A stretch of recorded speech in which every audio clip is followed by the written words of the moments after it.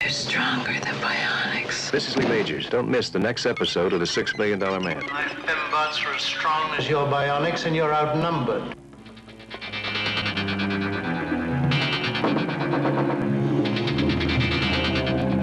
You're gonna kill Oscar. Now, will you surrender? Steve Austin is one of Franklin's robots.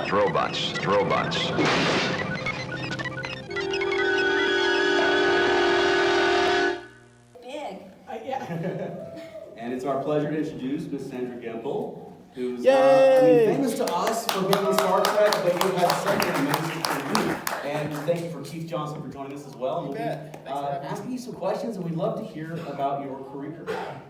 I guess first off, how did you get into show business? How did I get into this business? Right. I was a dancer, and my mom started me dancing because she wanted to keep me out of trouble. And so that kind of didn't work real well. But then she said, well, let me go to school and be a teacher, which I didn't want to do. So I auditioned for The Pleasure of His Company with Fred Astaire and Debbie Reynolds, and got the job as a dancer, which got me in the entertainment industry, and went on to do 15 pictures with Elvis Presley. Wow. And after I had actually auditioned for a couple of other things and didn't get them, but when Elvis stopped doing movies, change of habit, I was in central casting because the dancers were with background considered. And they said, well, we're looking for a double for Bill Mummy on Lost in Space. When they light the lights and you're the right height, so you're the right height and coloring, that's all we really care about, was sending 3 girls out, you're gonna be one of them. And I went, okay, fine, whatever. Well, I walked into this room, and there was 8 guys sitting at a table asking me questions.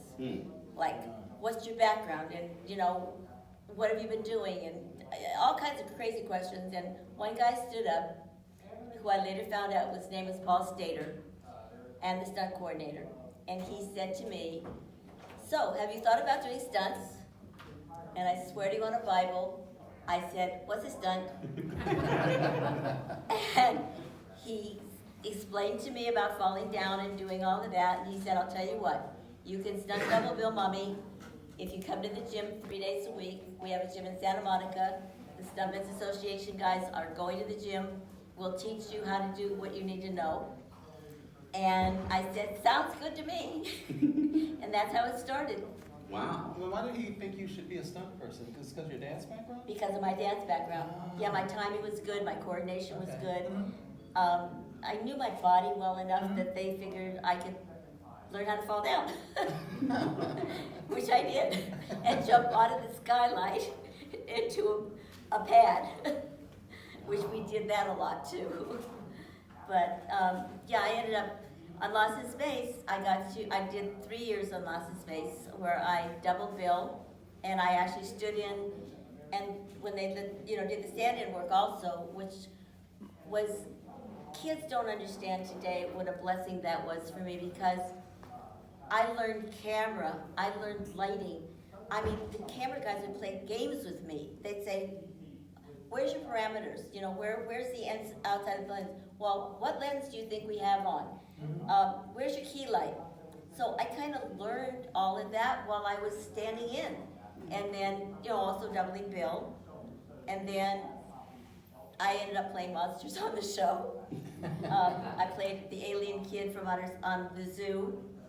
And I played the giant fly with Jonathan Harris and a bunch of other stuff, and it just evolved from that. Basically, what I was doing the show, and Star Trek was going to do the pilot. And so they called Paul Stater, since it was a space show, and said, do you have anybody that's not allergic to this makeup that we have to put on people? It has to be glued on and everything. And he said, oh yeah, I'll give you Sandy. We don't need her next week. So that's how I got Star Trek and to be a Talosian. Wow. That's amazing. Yeah, and so, you were in the first episode, obviously The Cage, the first episode of Star Trek ever made, the pilot, but also you were in the first episode of Star Trek. Right. Right. But then you were also on the first episode to ever air on TV, The Man Trap. Yeah, what happened was, by the time, that was a year later, by the time Lucille Ball had paid for the show to be done again, because the network didn't want it, I'd already worked for them, so they called and said, "You want to come back and do the Salt Vampire?" And I went, "Yeah, sure," which was a little different because I couldn't, they took a plaster cast of my head and built the costume to literally fit me, and they didn't think about the fact that I couldn't see. The snout to the monster came out like this, so I couldn't see the ground, and the eyes were little slits, and the suckers that I had touched Shatner's face with came from my fingertips out. And so we go into rehearsal, and they had us, everything was sewn together. The head was sewn to the costume. It took like 40 minutes to get it put together. And I walked up to Shatner to hit it, to put my hands on him and slapped him in the back of the head with the suckers. And I'm going, oh God. And so we did it again, and because you're reaching for your hand, you forget where these stupid suckers are. Yeah. Right. So then I thought, okay, don't reach that far. So then I'd hit him in the face with, it was like, I'm thinking, they're gonna fire me. And Gene Roddenberry was on the set the entire time. He never left the set. And I finally looked at him and said, can we just take the costume apart so I can see where I am? And I can count my steps and figure out where I am. And he agreed. They took the whole costume apart. And I did the rehearsals and figured out where I was and how many steps I had to get to the wall, to hit the wall, to fall down. And then we sewed everything back together, and it worked perfect.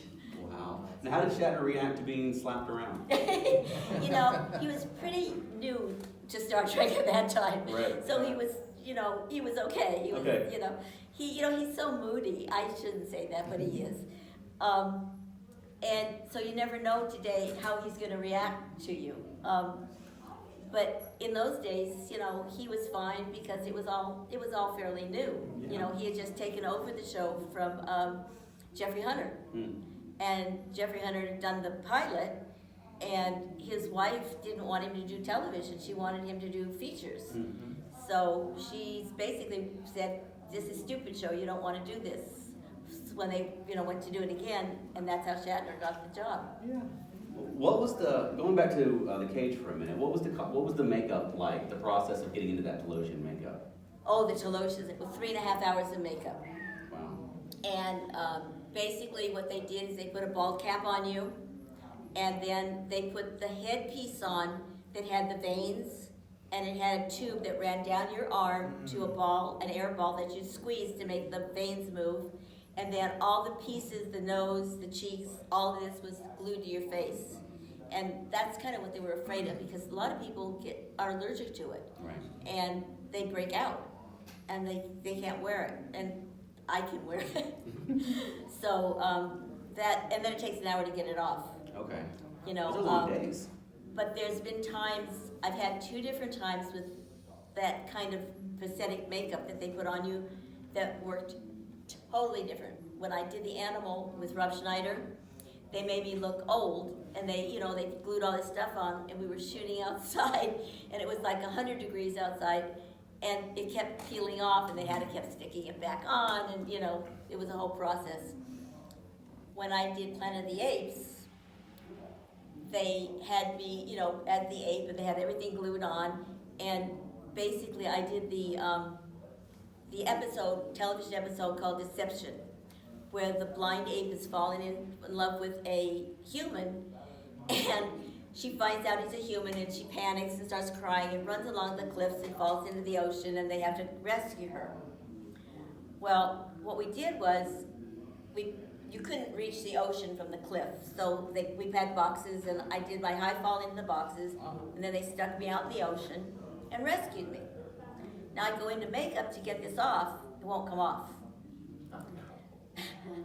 The salt water adhered it to my face. No.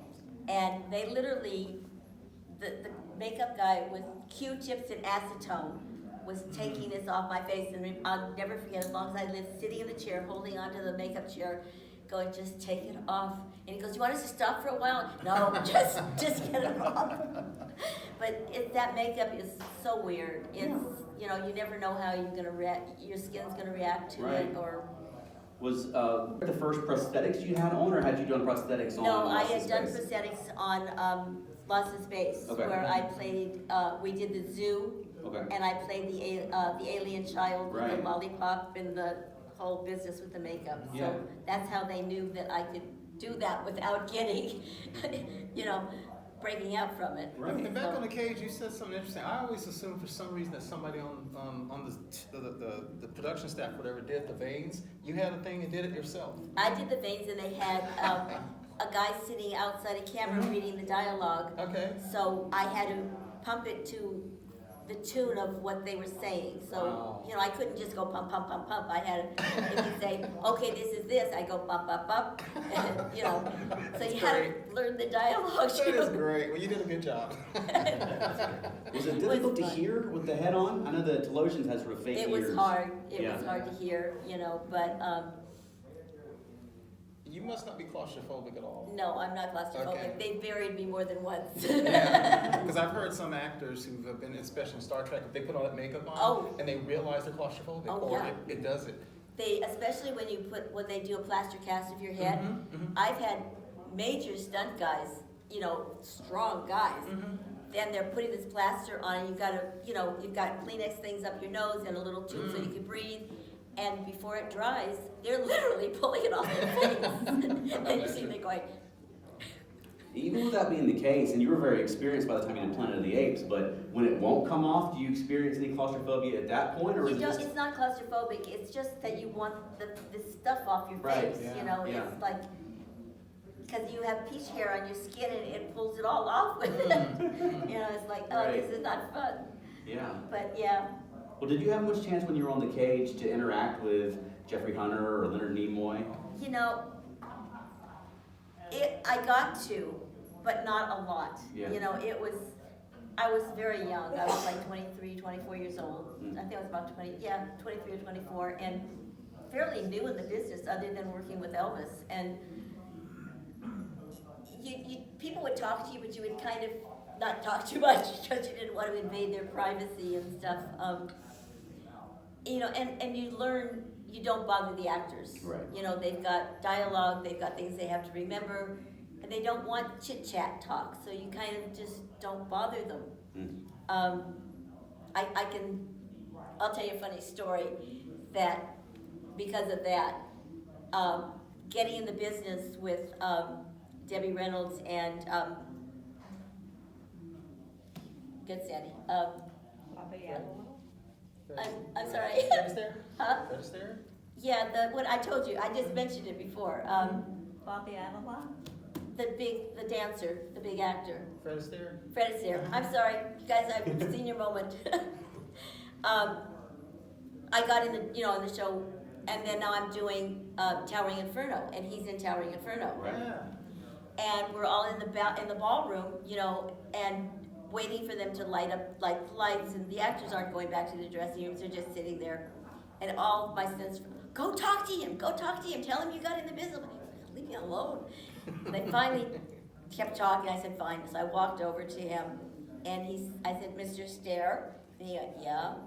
I just want you to know I got in the business on your show, The Pleasure of His Company, as a dancer. And he went, really? And he got up, grabbed me, and we danced on the dance floor together. Wow. So that was, really That's cool. fantastic. But you do kind of stay away from your actors because they need to focus. Yeah. Did you have a chance to talk to the other Talosians, Meg Wiley or the others? Yeah, Meg and those guys, we kind of interacted and talked to because we were always together on the sets and stuff. When they drug Meg into the cage to lock her up, that was me. Oh, really? Yeah, they didn't want to drag her on the floor because she was a big actress. So they said, you all look alike on the back, so we can drag Sandy in there. Wow. Did they have to give you direction to do something like that? Because there's a weird thing with the Talosians where they're incredibly frail. And so when they dragged her in, she didn't fight really hard. It was like almost like that. Like she didn't have any strength or anything like that. you're fighting, but you can't win. Yeah, you can't. Well, I like to fight and win. But yeah, they were more on the frail side, and how they lived was through the minds of other people. That was the whole idea of taking their experiences and living through their experiences. Yeah. And so what is it like going from doing the dancing to doing monster performers where you're in a suit? I mean, obviously it's a very different wardrobe than what you've got dancing in an Elvis movie and so forth. It was quite different. I mean, as a dancer, you do wear a lot of costumes and stuff anyway. With Elvis, you didn't, because you were doing, bop, bop, bop, that kind of stuff all the time. And with the monsters, you kind of had to learn how to move the same way in the costume and think like the monster, so that you weren't, it's like when I double Cloris Leachman. I can't walk like Sandra Gempel. Right. I have to walk like Cloris.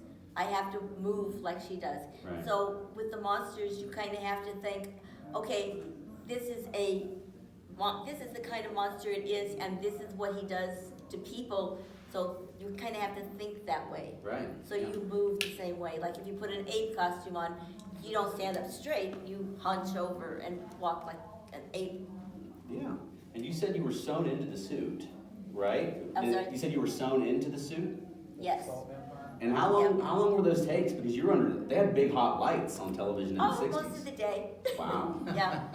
Yeah, they didn't take you out of these suits very often. They'd put you on a slant board and get you a shake to drink or something like that. And I think the only one that, when I did Battlestar Galactica, that particular costume took 3 months to build, and the head came off of that one. Yeah. I mean, you couldn't see out of it, but they would take the head off so you could go have lunch and stuff. So that was a little different there, but that particular costume had 4 arms because it was the Ovion Seatol that I played, and we were at Industrial Light and Magic, and they brought a gentleman from UCLA Prosthetics in, and there was myself and one other girl, and taught us how to move our muscles to get the phony arms to move. And I literally got so good, I could take the phony arm, pick up a glass of water and drink it and put it down. Wow. But those costumes were very warm, very, very warm. Yeah. It's funny you said how you had to learn to move, because I think about with the Salt Vampire, every human actor who played it before she transformed, they were old school. They would kind of come at somebody really slow, like you said, Yes. like the old school Vincent Price. And then when you were the monster, the same thing. When she turned, it was that slow going in like that to build up the suspension. Yeah, you have to. It's just you kind of learn as you're going. Yeah. Because it's totally different than, it's interesting. When I was growing up in the business, I doubled kids a lot because I'm 5 feet tall, and there was literally Bobby Porter and myself. There was nobody else that doubled kids. And he was skinnier than me, and half the time he doubled the girl and I doubled the boy. So I doubled kids the whole time. Now, as I got older, I doubled Debbie Reynolds, I doubled Cloris Leachman, I've doubled older ladies, and I play a lot of those parts myself. They put the gray wig on me and stuff, and it's funny because I was doing iCarly, which is one of the kids' TV series, right? And dressed as the old lady in the costume and everything, and walking around, and the stunt coordinator came over to me and he said, "Sandy, do me a favor. Don't stand up so straight. You're making the director nervous." Because he had no idea, who I was, really. Right. And he wanted an old lady. So I had to walk around like this all day. And you had a long and successful career as not only a stunt person, but a stunt coordinator. Yes. And how did you make that transition you went from a dancer to becoming a stunt person and then becoming a stunt coordinator? I have been very, very, very blessed. I can't tell you guys how blessed I am. I went from dancing to learning to do stunts to doing stunts myself. And in those days, a lot of shows I'd go on and they didn't have to have a coordinator. Now today you have to have a coordinator on the set. But in those days you didn't, so I would coordinate myself, or they'd have one other person so I could coordinate them. So I started out in little shows, and eventually I did Mrs. Columbo with Kate Mulgrew and fought to get that job because what happened, there was a girl who had been coordinating Charlie's Angels and she got fired. Now, guys get fired all the time. They just go and find another job. Didn't. She sued Fox. Wow. And now nobody wants to hire a girl. They were panic struck. And I walked into Universal going, I want to stunt coordinate Kate Mulgrew. And they went, oh. And I knew the producer. And he said, well, I don't know. And he's looking at his desk. Never looked at me. And he said, let me think about it. And he's hemming and hawing, and I finally looked at him and said, you afraid you can't fire me if I do something wrong? I mean, I'm big, me and my big mouth. Right. And he kind of went under his breath, yeah. And I said, I'll tell you what. If I screw up, you can take me by the ear into your office and I will quit. And I guess he believed me because later that night I got a phone call and got hired to coordinate. Yeah. So, okay, now I'm coordinator of Kate Columbo. Well, they do one show and they can't finish the show. It's 7 days and there's too many stunts. The production manager calls me in the office and goes, we're gonna hire Bob somebody or other, I can't think of his right name, and he's gonna direct second unit for us, stunt guy, and we want you on the set to help him. And I went, I don't wanna help him, I wanna direct second unit. They went, they're not gonna let you direct second unit, what are you, crazy? And I said, yeah, but come on. And he said, no, you just be happy coordinating, I said, no, I'm not gonna go help him. So when you decide to do second unit, I'll work on first unit and I'm not gonna be there. And it was time to go home. I walked out of his office, went to my car, and tell you the truth, I sat down and started crying because I figured I just blew the coordinating job and everything else. Because girls just didn't do that. And God willing, my production manager went to, as they called it at Universal, the Black Tower. Right. And spoke up for me. At 8 o'clock that night, I got a phone call that said, Sandy, and I'm waiting for the axe to fall, because he paused. And he said, 9 a.m., Black Tower, tomorrow morning, sign your contract, we're buying you a director's card. Wow. That's And fantastic. I broke glass ceilings for women. That is fantastic. Very proud of that, because girls are now coordinating and directing second units and directing first units, but I was the first one. Wow, that's fantastic. So, yeah, very, very proud of And that. as a stunt person, you can probably relate. It's so funny because they've just in the last few years been talking about Oscars for stunt work. God forbid they do that. All this time. I know, we've been fighting like crazy. Jack Gill, one of our top stunt guys, have been fighting for that. Ryan Gosling has been fighting for us. Oh, wow, okay. And for some reason, they have everybody they're giving Oscars to but stunts. And if you saw the Oscars this last time, did you watch the commercials?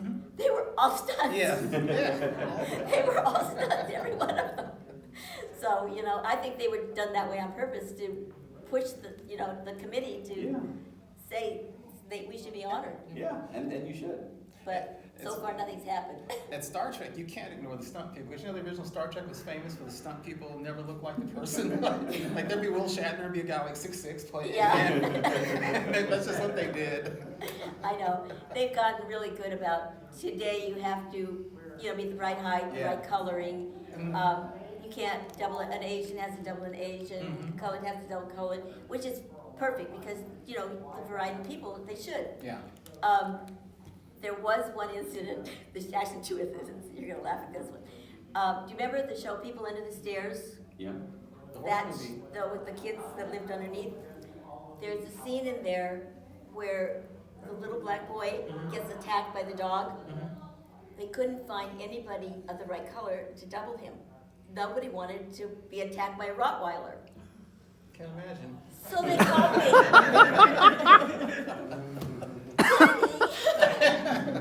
So they went to Screen Actors Guild, they got permission, and painted me down, which is, really illegal, but they had no choice. So it was you? It was me. I'll be. It was me. I never forget this as long as I live. Wow. The dog wrangler, brought the dog to me, and, and I'm petting him, he was so sweet and nice, and you know, they had a cage on my chest right here with food in it.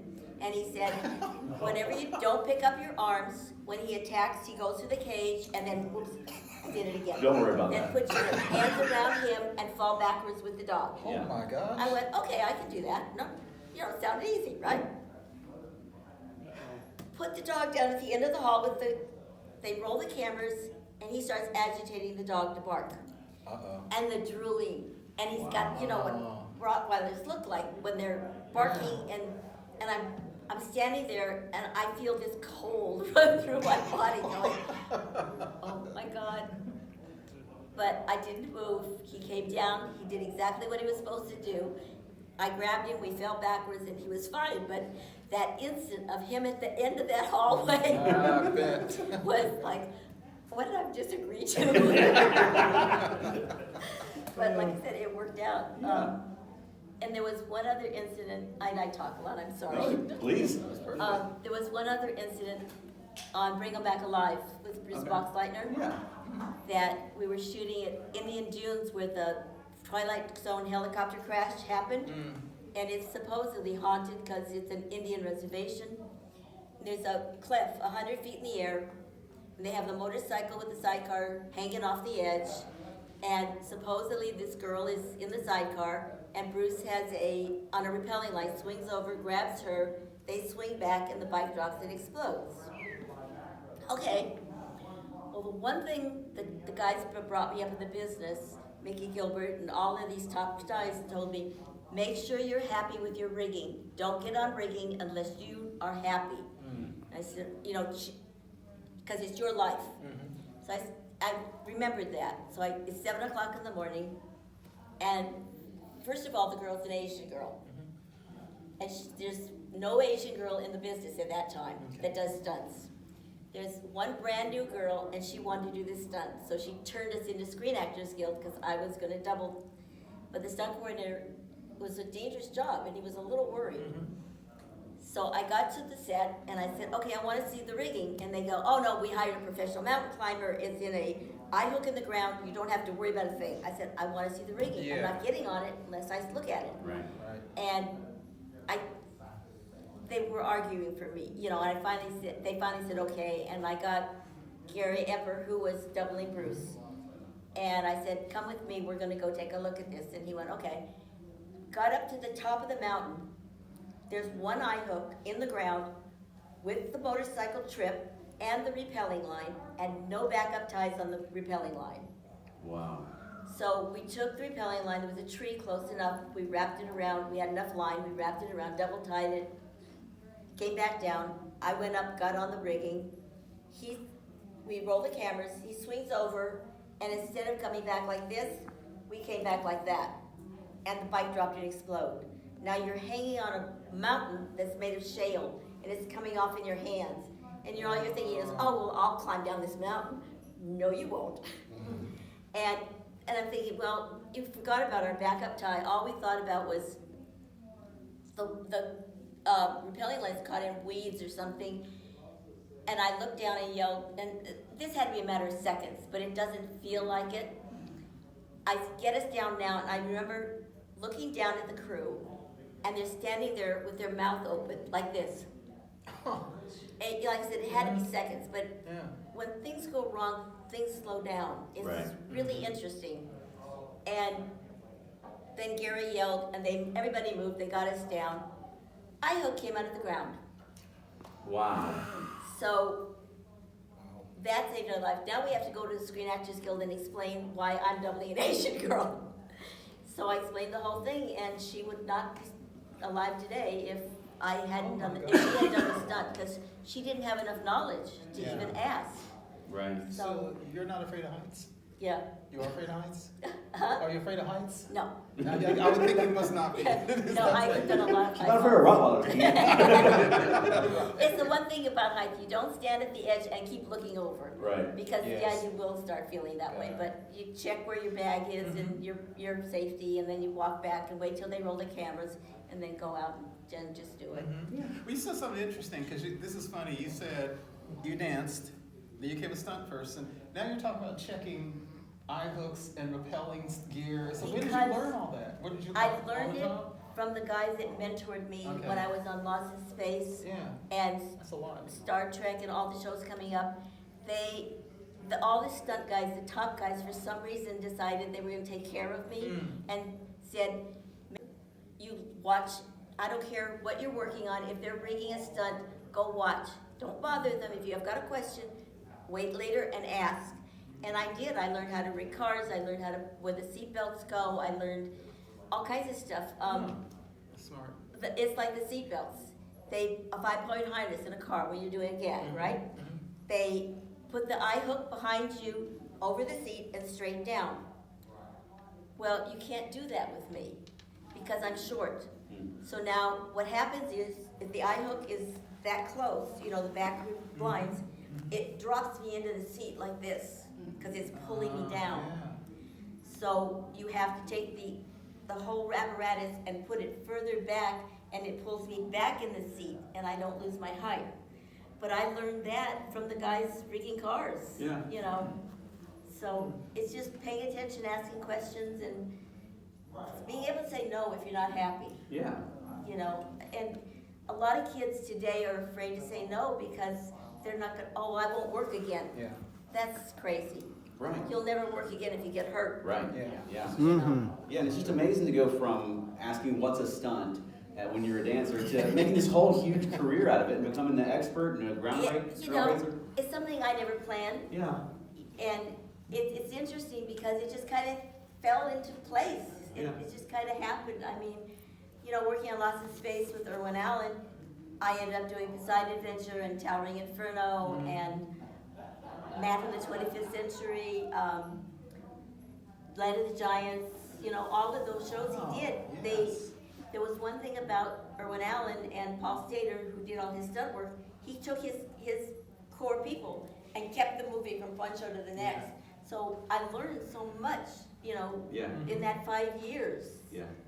We've got about 10 minutes or so left. I'd like to have you tell us about your book that you have there, and then take some questions from the audience. This is my book. I wrote it myself, literally. I mean, everybody says, "Well, didn't you have somebody else write it?" I went, "No, I sat down and wrote this book last year." And the only thing I had is I had an editor correct the spelling because I can't spell. And I gave him all the pictures and there's stories So you took the pictures? about all the shows and all the people I've doubled. There's the Salt Vampire. There you go. So with those pictures, were you allowed to take pictures on set yourself, or did they come from other people? All those They came from, most of the pictures in the very beginning came from publicity. Yeah. You were able to go to the publicity department and get the pictures, and they would give them to you. And like when I went to write the book, I called Bill Mummy, and I said, "Am I going to have any problem with these pictures because I want to use them?" And he said, "Absolutely not. And if you do, you call me." So that was really cool. But it's got Bo Bridges and these people wrote a thing in the beginning because I've worked with them so much. And is the book available here this weekend? Sorry. Do you have the book available this weekend? Yeah, it's at my table with my pictures, and I sign it. And if God willing, I run out, which I did Graceland. Yeah. For Elvis with Wink Martindale. Remember him? Yes. Tic-tac-toe. It was him and I always bring like 20 books because they're hard to carry. I live in California. Yeah. And I ran out of books and took orders for another 20. And I paid for the shipping at that point. I'll pay for the shipping from my house and sign them and send them all out the next day I got home. So if I run out of books, that's what I'll have to do. But that would be nice. Well, did we have any questions in the audience? Yes, sir, right here in the blue. It's right. Of the monsters that you've played, if of the monsters you've played, Yes. Which would you, if they asked you today, you would play it, and which one you would not play if they asked you today? Good question. Oh my gosh. Good question. I think I'd probably play them all. As hard as the Salt Vampire was, the CTOL was harder because what they did was they were ant-like creatures, so they put you under the stage on this small circle thing, and then they would bring you up out of the ground, and with all this apparatus on, you can't see, and then you'd have to walk across the stage, and you're like, I'm nauseous, only because you're all closed in on this thing, and then you have to perform, and you're coming out of the ground. So that one was a little hard, but I don't know, I kind of enjoyed all of them. They're all so different, every one of them was different. I think the funny, it's like when I doubled Cloris Leachman, I don't know, everybody knows she's not with us anymore, and I'm not saying this to, she's a little crazy. She'd say that about herself. I'm glad to hear that. I doubled her on Malcolm in the Middle. Okay, I've got pictures of her and I. We go on Raising Hope, and I'm going to double her. We're doing the pilot. It's Halloween, and we're all dressed as Halloween costumes, and she looks at me and she goes, "You can't double me." And I went, "Cloris, I doubled you on the..." "No, you haven't." Oh my God. So I pull out my phone and I show her the picture. And she goes, "Well, you're too short anyway."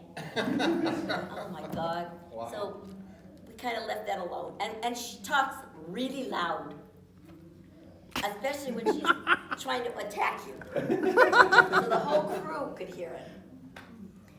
2 weeks later, I'm back on the set, right? Dressed as her. Now, apparently, she saw the dailies or she saw something. Very quietly, she comes up behind me. "Sandy," and I went, "Oh God," and she grabs my arm, and she pulls me to the side, and not loud, "You did a really good job." Thank you, Cloris. But those are the things that you remember that are fun, but, I had to look like her, walk like her, the same as a monster. You have to be that person. You can't be yourself. So you have to watch your actors and make sure you move like them and act like them. So if them, they wouldn't, like Cloris wouldn't run and jump and do something crazy. You kind of have to do it like she did it.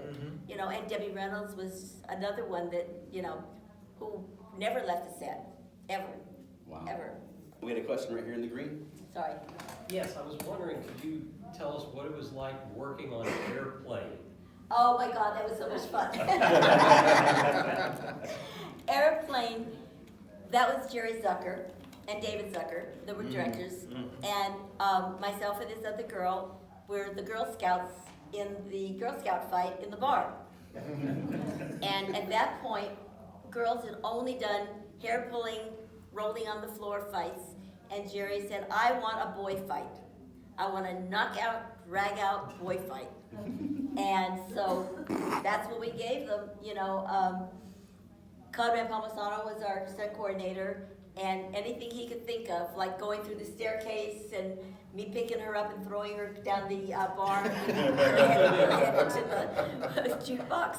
I mean, we had to work 3 weeks on that bar because not only were we working, they do all our close-ups, then they would have to do the other people that had gags in there. We had to do it again because we were in the background doing it. But it was so much fun. Side story, remember Rat Race? Yes. Jerry Zucker directed Rat Race, right? And he had seen a lady in the airport that he liked her looks to fall down the stairs when they're the two boys decide they're not going to go for the $1 million, they're going to collect it by falling down the stairs. So the lady he looked at, she looked like a fat Debbie Reynolds, blonde hair. So they put me in a fat suit, an enhancement suit, and a gray blonde wig, and all the makeup on with the stuff stuck to my face. And now Jerry hadn't seen me except looking like that. So now I go out there to work, and I went, "Hi," and he went, "Hi." He said, "I don't know you, but that's okay." He said, "Just fall down the stairs as fast as you can." Okay, fine. So now the Venetian Hotel has 106 stairs and 2 platforms that I have to go down. So I get up to the top of the stairs with the stunt coordinator, dive, tuck and roll, and get to the bottom. He looks at me and goes, "Can you slow down?" Yeah. So I go down, I go back up, and you slow down by turning your body sideways, and you can do that by controlling yourself. Get down, everybody's clapping, everybody's happy. His wife is sitting next to him, and she says, "Jerry, wouldn't it be funny if she went backwards?" Oh. So Another he take. said, "Could you do that?" I went, "Yeah, I can do that." So I go back up and I did it backwards. Now, I changed my clothes. We've done the whole thing. They're very happy. I look like me. Yeah. I go, he's on the top of a camera car outside doing some run-bys with cars. I go outside and I look up and I go, "Jerry." And he goes, "Yeah." I said, "Now you know me." Fell off of the car. Amazing. So there's lots of fun stuff. And I think it's all you first. Okay, real quick, I'm going to have the honor of interviewing you tomorrow. I'm Chance Bartels, the Nostalgic Podblast. Fembot. You have a quick Fembot story. Oh, a quick Bimbot story. And the Bionic Woman, $6 million man. Callahan, who was the secretary on Bionic Woman.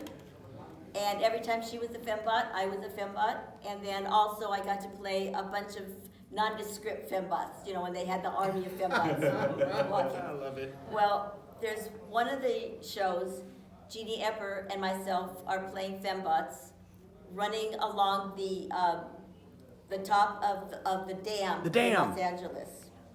And we have the mask on, the fembot mask on, and now they've put helmets on us with visors in front of us because we're supposed to be the army now. And they're shooting at us. And they shoot us, and your back goes up in flames. Yes. And when you start to feel the heat, you go down on the ground, you slap out, and they come with the fire extinguishers and put you out. Okay, fine, I've done fire gags, no big deal. Wrong. Wow. They, This is crazy.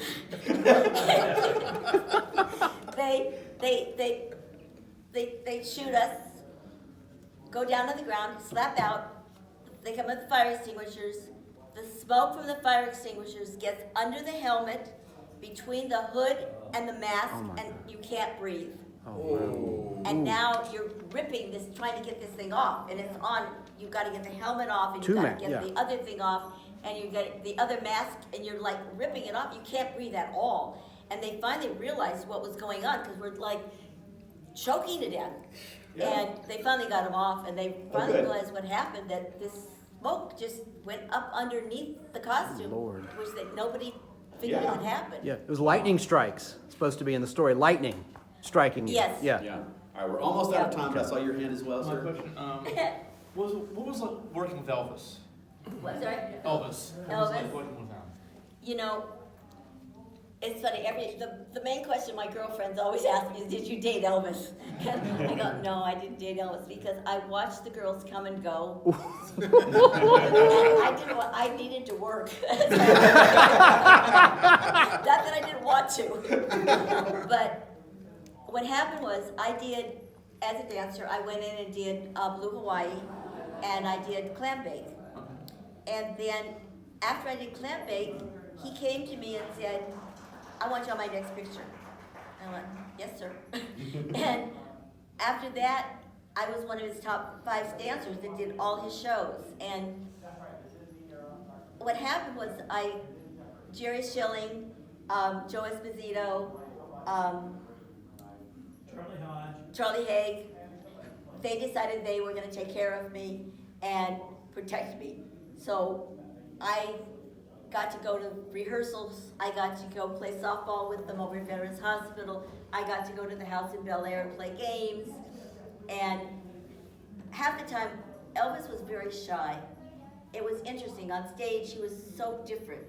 Yeah. But in person, he liked the people around him because he felt more comfortable. And a lot of times we wouldn't break for lunch. We would sit on the floor and they'd bring lunch in and he'd play the guitar and we'd all sing songs or he'd play the piano. So he liked having the same people there all the time. There was one time between shows that Bill Bixby was doing, Courtship of Eddie's father. Courtship of Eddie? Yes. Courtship of Eddie's father. Sorry, yes. See, I'm told you're old.